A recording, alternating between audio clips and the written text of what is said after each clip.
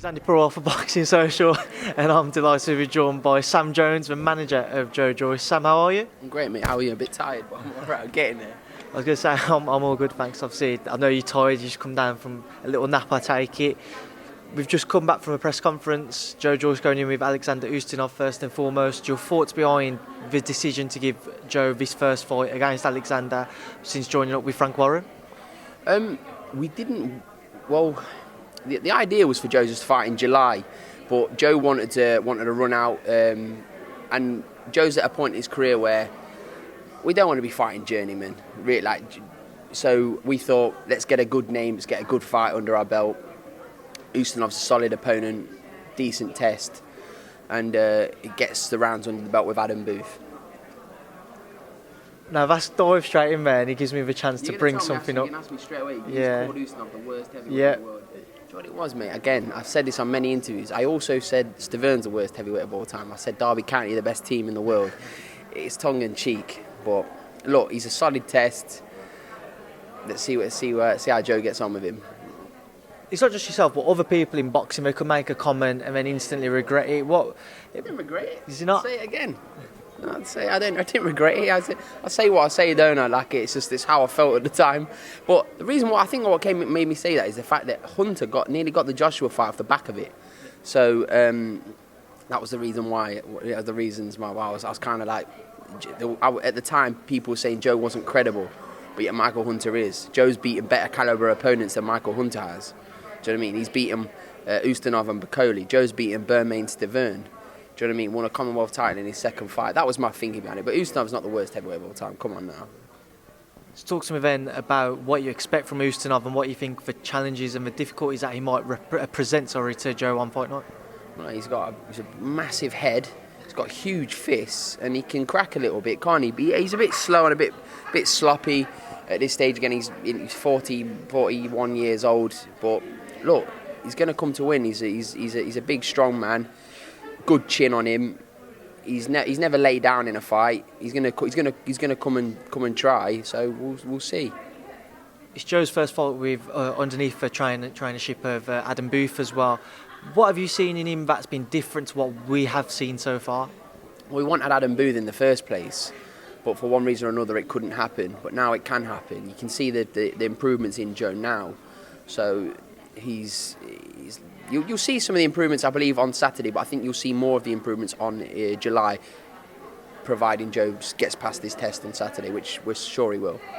So you've just mentioned the July card, but obviously still waiting for news as to who he's facing. It seems to be the rumours that I keep hearing. Ajit Kabayel seems to be your preferred choice, or? Yeah, it's our preferred choice, but Ajit Kabayel does not want to fight Joe Joyce under any circumstances. We've offered him his career's highest payday and more, do you know what I mean, to fight Joe, which is his mandatory, but he's allowed a voluntary. So what we believe he's going to do is have his voluntary against a pointless opposition and then vacate the belt. He wants no part of Joe Joyce. So what avenues and what fighters are you guys considering for that July 13th date?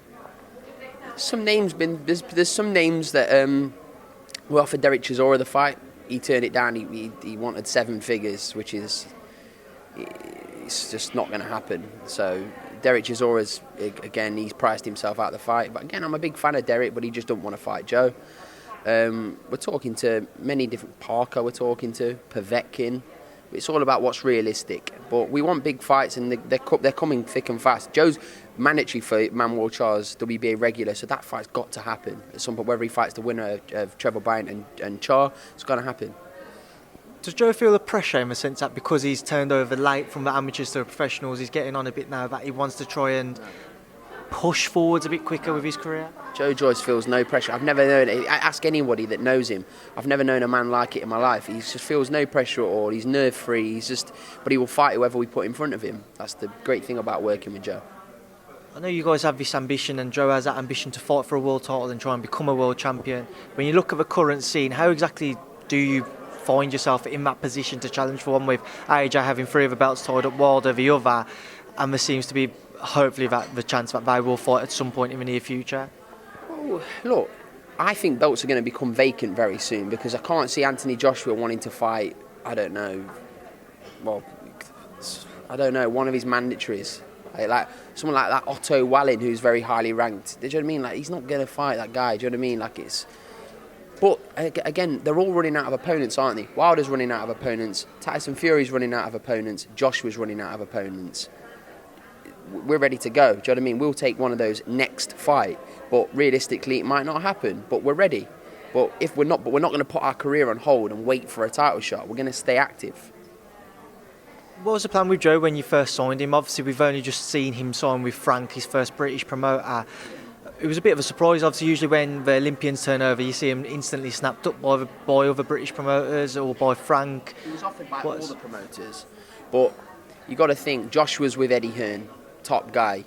We wanted Joe to have his own. Joe's debut was a main event, 10 rounds. You know what I mean? People laugh at the channel that it was on, Dave, but the fact is the viewing figures were massive. So Joe got a good profile from it. We then moved to America. We did the American thing. That's given Joe a much bigger profile. In America, he is known. I don't know whether you've ever you came to Joe's last fight, but it was massive. You saw the reaction Joe got. People stopping him in the streets, Americans stopping their cars, trying to get his picture, and he's got a big profile. But now it's time to bring him back here, get a grounding, get a good base in his home market. What's it like for Joe, having lived away for so long, having been with the amateurs, and I know they travel around the world a lot, I mean, to carry that through as a professional? Has he reached that point where he did just want to settle in at home and he wants to be close to his friends and family as well? It was more... Joe would go anywhere where it's going to improve his career. Do you know what I mean? So, but Adam Booth became available, and we went straight to Adam Booth because that's who we wanted to be with originally. So, if you could map out the next couple of years of Joe's career, how would you see it planning? World champion. That's what we're in boxing for. World champion. If you're not in boxing to fight, I've said this many times. If you're not in boxing to fight these top guys, there's no point being in boxing. Your ambitions have got to be the top three: Wilder, Joshua, and Fury.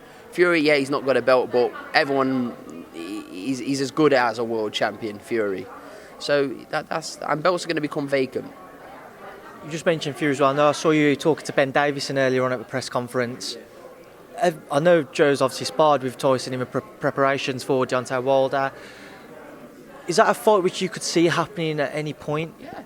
As I say, Tyson's my mate, do you know what I mean? But he's the top dog, in my opinion. If you're not in it, you've got to want to fight these guys. I can't just say, nah, he's not. He's my friend. You've got to fight him. That's it. If you want to be the best, you've got to beat the best.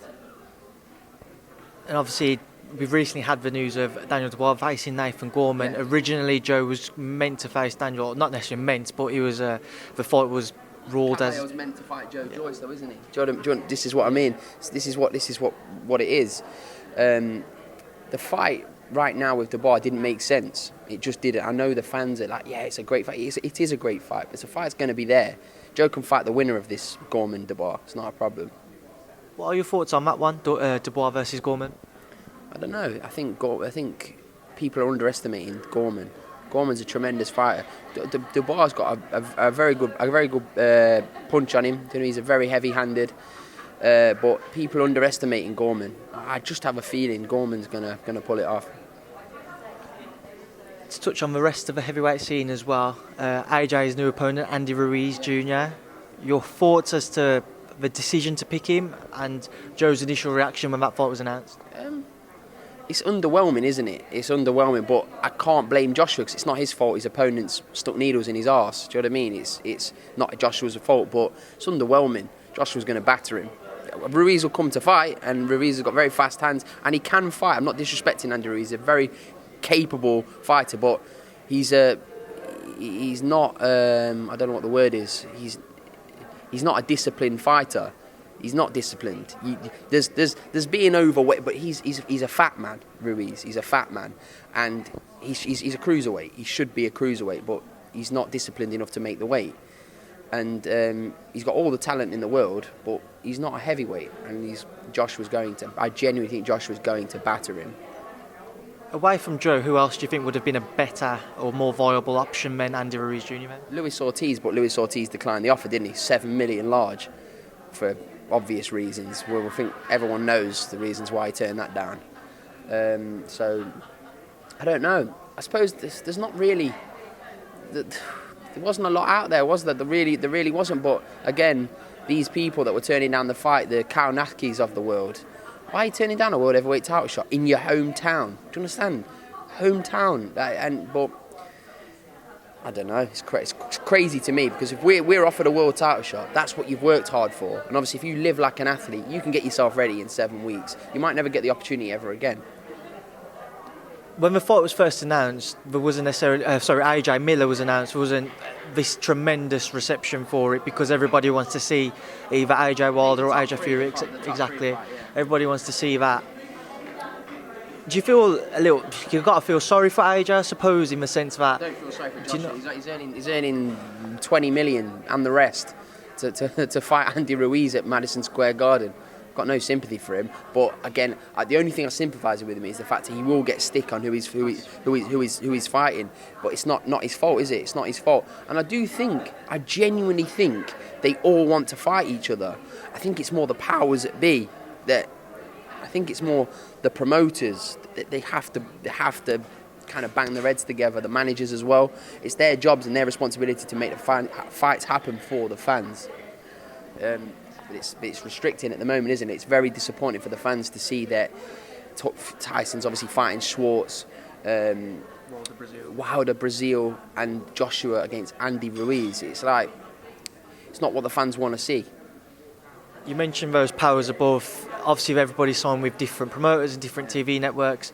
Do you think ultimately that will be what stops these fights from happening, or do you think we will see them? The fights are going to happen. I do think the fights are going to happen, but it's I can't see it happening just any time soon. But I think next year we are going to look like the fight should happen. This weekend coming, Deontay Wilder defends his title against Dominic Breazeale, you just mentioned. Your thoughts on that one? Brazil's a tough man. He's a very tough man. Can't be underestimated. But I think Wilder knocks him out. A lot of people don't tend to really give Dominic Breazeale any credit on the back of the fact that he was defeated so comprehensively by Anthony Joshua. What are your thoughts on his rebuilding job since then? Is he as good a challenger as what? He's not really fought anyone since, has he? He's not really done much since, has he?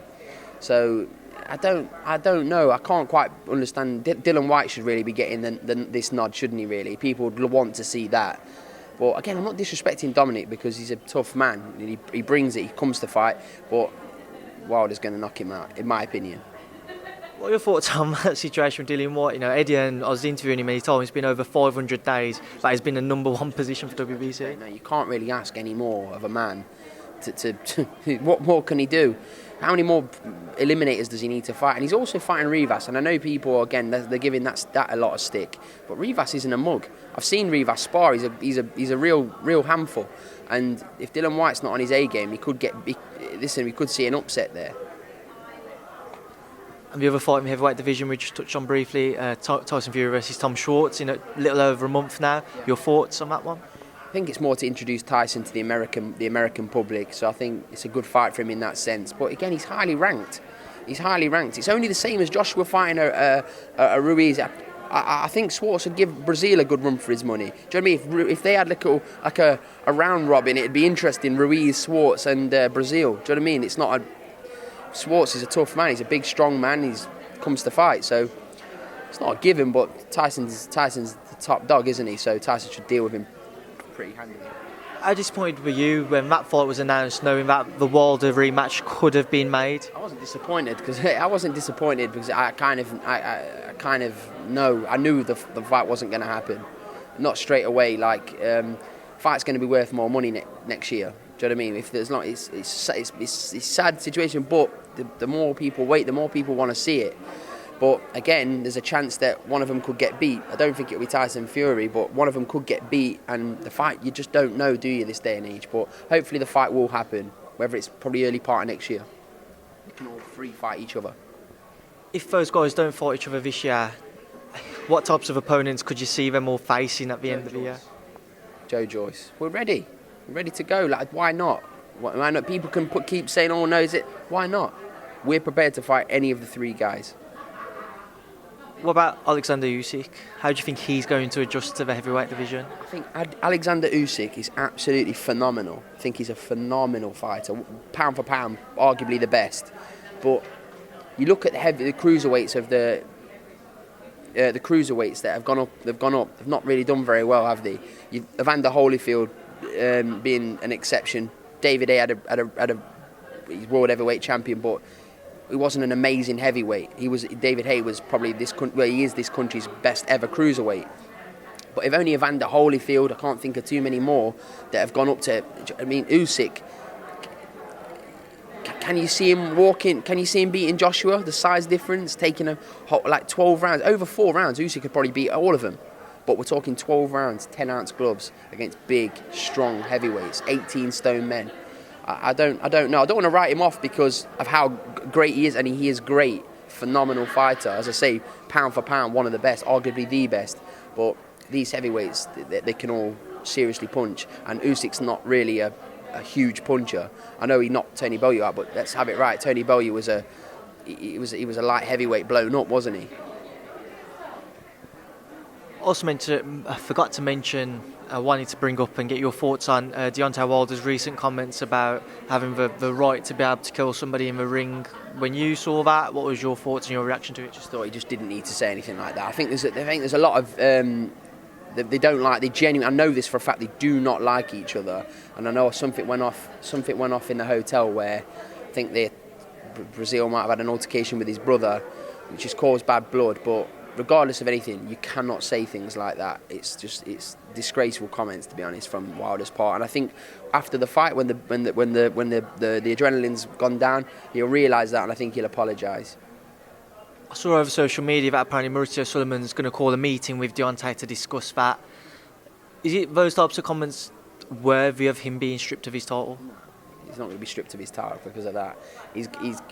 But he's got to understand that he can't say those things, especially as a champion. He's got a responsibility to set an example, and that's not setting an example. It's disgraceful comments. And Deontay is a nice man. I've met him a few times. He's a very, very nice man. But I think his adrenaline's going. He's in fight mode. He wants to do damage, but you can't. There's certain lines you can't cross, and he's crossed it there. Now, this interview's kind of gone back to front in the sense that I wanted to get to know you a bit more, because whenever I watch your interviews, whenever you've done an interview, it's always been about boxing, Joe Joyce, the current heavyweight scene, whatever, and we've obviously gone and touched on all that, but there's never really been an interview where you got to know the man behind Sam Jones, the Darby Al Heyman, as you like to be called. I don't like to see someone called me that, but I've been called many things, haven't I? Primark Eddie Hearn, I've been called that, so I take it in my stride. What do you make of all that? Like, whenever I look through the comments on not just Boxing Social, on other channels, you're like Marmite, people either love you or hate you. That's true, yeah. I do get some very nice comments, don't I? Especially now, I think I'm getting a lot more credit. But again, you're always going to get the Gordon from Doncaster's that give it the large one. But again, look, you've got to do what I'm doing and to be involved with what I'm doing. You have to take some criticism. I'm happy to take criticism. It's not a problem. But when people do get they get really personal, really vicious like comments. But it's up to them, isn't it? If that's what they want to do. I think anybody that sits at home and does them that really does log on specifically to comment, you don't lead an interesting life, do you? When you began to work in boxing and you was under the limelight more and you begun to do interviews, when you saw those few comments which did become personal, did it surprise you? Was it a shock at first? It didn't surprise me, but like at the start, like now, genuinely, it doesn't bother me in the slightest. Like I find it quite funny, to be honest, when I see some of them. But like, it's more, of course, it's a shock because you're reading and thinking, and it's like they're personally really attacking you on the comments. But it's those type of people that wouldn't say it to your face. So it's up to them, is it? But again, you've got to take the good with the good and the bad with the bad. It's how it is. So it's what the world we live in, isn't it? With social media, they're allowed an opinion, aren't they? So talking about your route into management, and then you've obviously eventually into boxing management.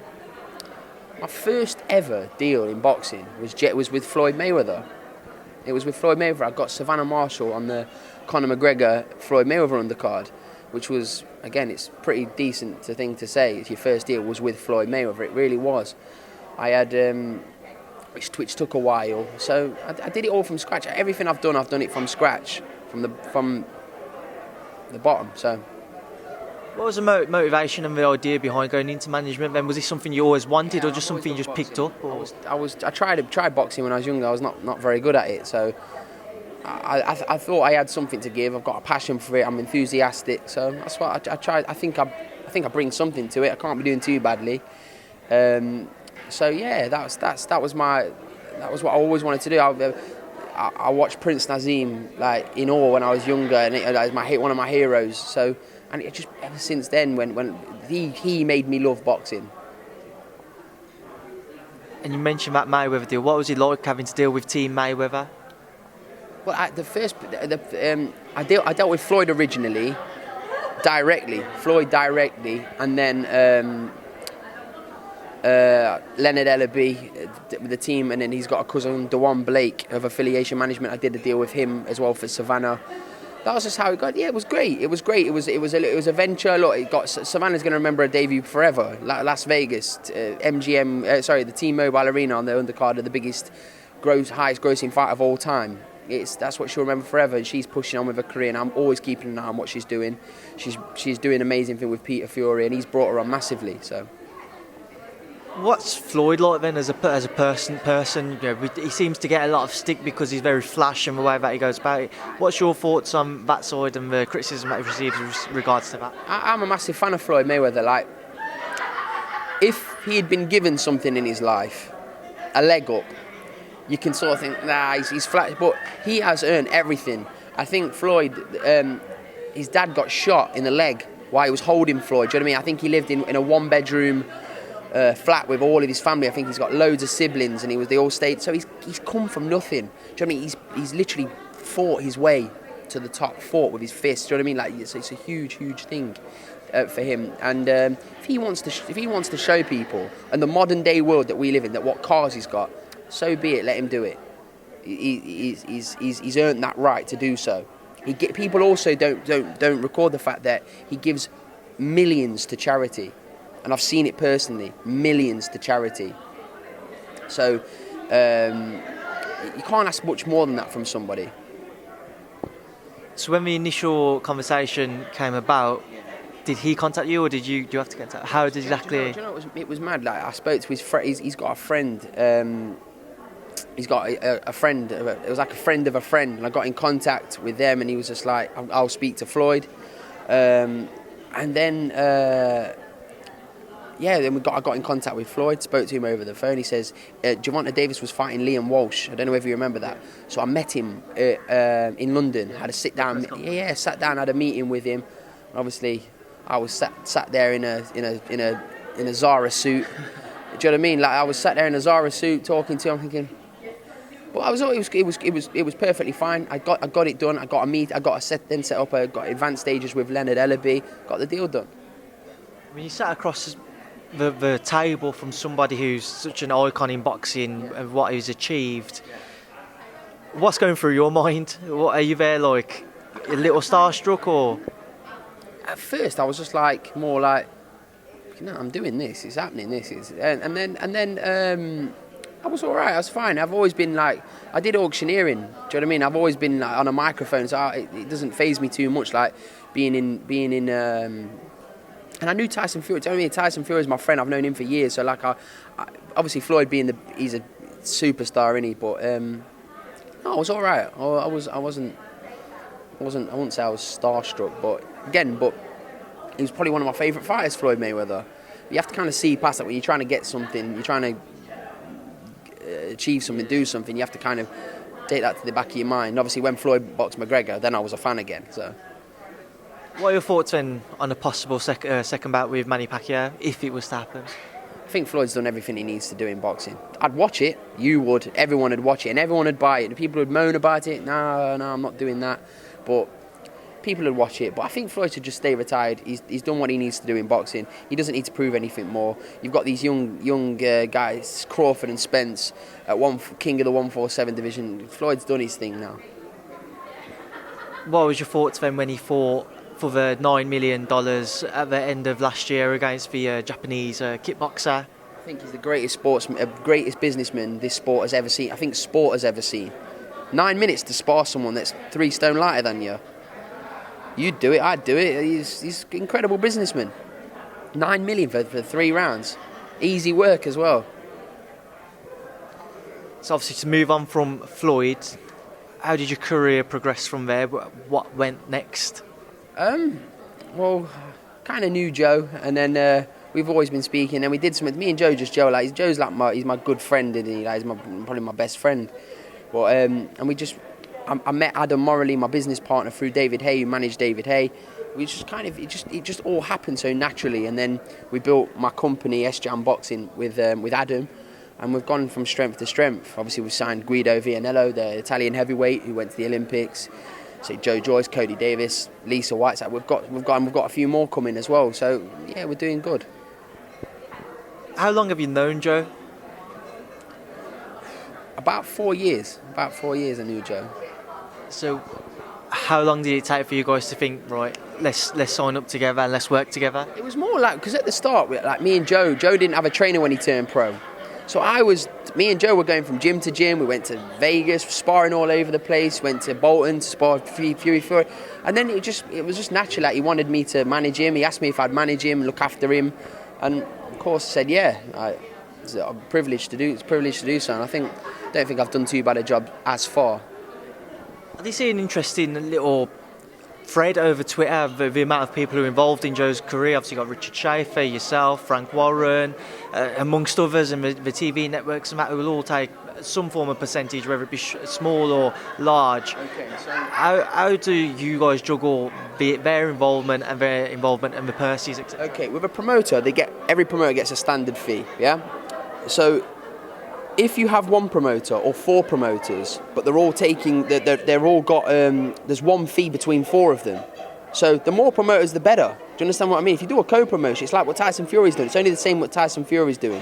MTK, Frank Warren, Bob Arum. Do you understand what I'm saying? So Frank and Bob are co-promoting Tyson Fury. His management company is MTK. Do you see what I'm saying? So when we say, Richard Schaefer is co-promoter with Frank Warren now, over a multi-fight deal, and we manage him. Simple. So where exactly then, with yourselves, where do you see S-Jam Boxing going, and where do you see the career of yourselves progressing? We're expanding. We're expanding. We're getting bigger. We're getting bigger and bigger. Hopefully you'll hear some news in the next few weeks about what's happening, but it's exciting times ahead. How difficult can it be to try and break into the sport at a time when, granted, there's a lot of boxers and it's very much on the up, and it's been in the best health that you could probably say from the outside looking in, it's been in years in terms of the financial side. But how difficult can it be to try and break in when you see so many fighters signed up with so many great promotional companies, with management companies, especially like MTK, for example, who have signed up a lot of fighters? They're a movement, aren't they? They're promoting, they're managing, they're doing an amazing job, and they're amazing for fighters as well, because they work for the fighters. They're all about the fighters, like myself. But yeah, I wouldn't say how was it breaking. We have broke into the market. Do you know what I mean? We have broke into the market, and yeah, you've got to know. I've got a tremendous business partner, Adam Morley, been in boxing for 25 years. Myself and my enthusiasm, we make a great team.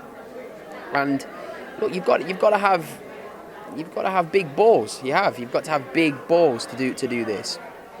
And hopefully, we've got a great future ahead. Well, I know we've got a great future ahead, and you will hear the news in the next few weeks about what we're doing. So obviously, you've just mentioned MTK, and we've just spoke about them and your own path. Theoretically, nobody really would be able to just come in and challenge them because of the power that they've managed to build for themselves now, the position they find themselves in. So what is your ambition in terms of trying to build the company and what you want to achieve? We offer something, as I say, I don't personally want to manage by myself like 10, more than 10 guys at a time, because I can't give what I do to 100 different guys. I can't be everywhere.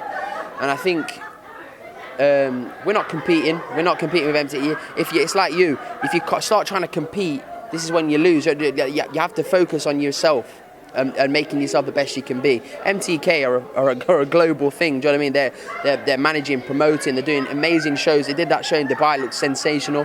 They're doing amazing things. we're doing our own thing, and we've got our own path. Are those the guys that you guys aspire to not necessarily be like, but in sense of what they're doing with those shows over abroad, over in Dubai, etc., that you want to do? Or I wouldn't say so. But again, you don't know, because the sky's the limit, isn't it? So like who knows? Who knows what we're going to do? We could. Who knows? Who knows? Anything can happen. I might wake up tomorrow and feel different. I'm like, it's the way I work. I wake up and I feel differently every day. if you could predict what the next 5 years holds for yourself and for the company, what would you say would be? A stable full of world champions and elite boxers that get looked after, that get what they deserve out of the sport. What would you say in that sense then that makes you guys stand out to other management companies? I'd say we stand out, but again, I'm not just saying this, I get approached every day without fail from boxers, and I feel humble, I really do. I feel humble, but I don't want to just take on a fighter for the sake of it, take a percentage of what they put their life on the line for. And don't make no mistake, they get punched in the head for money. I'm not taking money off someone unless I can give you 100%. Not 19, 100%. If I can't give you 100%, I'm not taking money off you. Go and work, please go and work with somebody else. Unless I can give you my all, I'm not taking money off you. I could do that now. I could show you hundreds of messages from people saying, can I work with them? And I could make loads of money off that alone. Give him here, put him out there, roll him out there, take percentage. I don't want to do that. I want to work differently. That's what I believe will separate myself. Do you think then, obviously, like I see you personally when you're with Joe and other people in and around these press conferences, etc., and Fight Week, we'll see you with Joe, and the relationship you have with him. Do you think fighters are seeing that and thinking that you'll be able to just deliver the same with them and you'll be able to follow them around the country and around the world? Maybe. Even though obviously it may not be realistic, that's what they might see. Maybe, but that's what I'd want to give them. That is what I'd want to give them. Like, that's what I'd want to offer them. I'd want to offer them as much. I don't want to be. I hear stories where some managers don't answer the phone to their guys. You know what I mean? Like, you ask any of my guys that speak to me, they can ring me whenever they want. I'll always pick up the phone to them. If I don't, it's because I'm very, very busy. But I'll call them straight back. Like, that's what I mean. I want to be that person. I don't want to be ever that person where I'm too big to answer the phone to somebody. That's never going to be me. Yeah, they left Joe unanswered. He leaves me unanswered. He leaves me unanswered. He leaves me unanswered. But no, Joe's never ever struggled to get in contact with me. Final word, Sam, before the interview comes to an end? No, mate. Tune in on Saturday and watch Joe against Alexander Ustinov, Billy Joe Saunders in his world title fight. It's going to be a good show in Stevenage. Keep following and look forward to an exciting end to the year. Well, Sam Jones, the Primark Eddie Earn, Derby Alheimer. Thank you for speaking to Boxing Social. Thank you very much, mate. Cheers.